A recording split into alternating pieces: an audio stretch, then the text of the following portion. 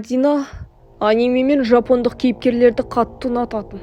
Оның бөлмесі түрлі қуыршақтармен, жастықтармен, плостерлермен толы болатын.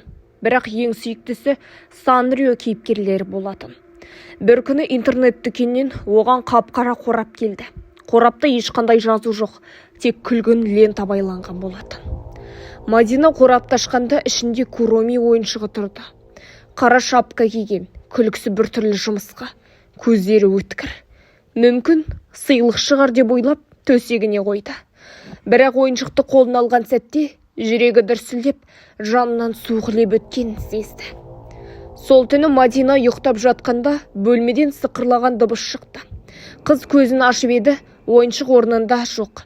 Шкафтың қасында әлдебір кішкентай қара көлеңке қозғалып жүрді. «Бұл Куроми ме?» деді ол дыбыстап. Сол сәтте ойыншық төсектің жанына шығып, тік қарап тұрды. Оның көздері қараңғыда қызыл түске боянғандай жарқырап кетті.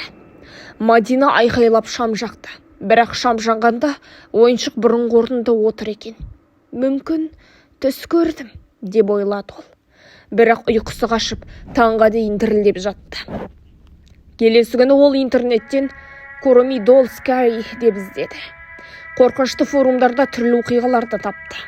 Көп адамдар түнде ойыншықтың қозғалғанын, сыбырлағанын айтқан. Кейбіреулер оны жан алғыш ойыншық деп атапты. Бір жазбада, егер түн ортасында Куромиді естісең, ешқашан көзіне қарама. Әйтпесе ол сенің жаныңды өзімен бірге алып кетеді деп ескерткен екен. Мадина көп ойланды. Өйткені бұл ойыншық оған тосыннан келгенін болатын. Оның кім бергенін, не қалай келгенін ол тіпті білмейді де. Мадина жүрегі шым етіп, ойға ілінді. Өйткені кеше түнде ол ойыншықтың көзіне тік қараған болатын. Түн ортасында Мадина қайтадан сыбыр естіді. «Мадина, достасайық!» Ол төсегінен тұрды. Қараса ойыншық бөлмесінің ортасында тұр. Қасында айна ілініп тұрған еді. Айна ішінде тек ойыншықтың бейнесі көрінді, ал қыздың бейнесі мүлде жоқ болды. «Кел, сен менімен бірге боласың», деді ойыншық. Оның аузы шынымен қимылдап тұрды. Мадина артқа шегінді, бірақ айна ішіндегі Куроми күліп, қолын созып, «Бұдан бұлай сен менікісің», деді. Кенет бөлме қараңғыланып, айнаның ішінен күлгін тұман тарай бастады. Мадина айнаның ішіне қарай тартылып бара жатқанын сезді. Айқайламақ болды, бірақ дауысы шықпады. Айнаның ар жағында қап-қара әлем тұрды. Төңіректе Куроми ойыншықтар жүздеп жүр. Бәрі жымысқы күлкімен қызды қарап тұрды.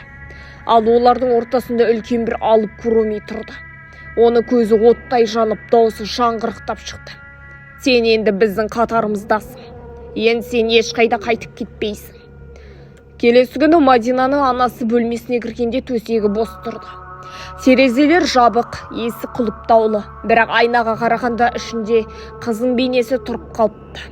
Ол қорқып көмекке жүгірді. Бөлмеде тек қана бір белгі қалды. Үстелде кішкентай қағазда жазу тұрған. «Мен енді Куромимен бірге өмір сүремін». Ал ойыншық болса, бөлменің ортасында әлі де күліп тұрды. Содан бері қалада тағы да бірнеше бала сол Куромидің арқасында жоғалыпты. Әрқайсысының соңғы тылсым соңғы әрекеті Куромимен болыпты. Айтуларынша ол ойыншық тек сүйкімді кейіпкер емес, оның ішінде баяғыда жоғалған әрбір қыздың қарғысқа толы жаны болатын. Енді ол әрбір баланы өз әлеміне тартып жүр екен. Түнде бөлмеңде күлгін сыбдыр естілсе, бұл жай ғана қиял емес. Ол Куроми, ол сені шақырып тұр.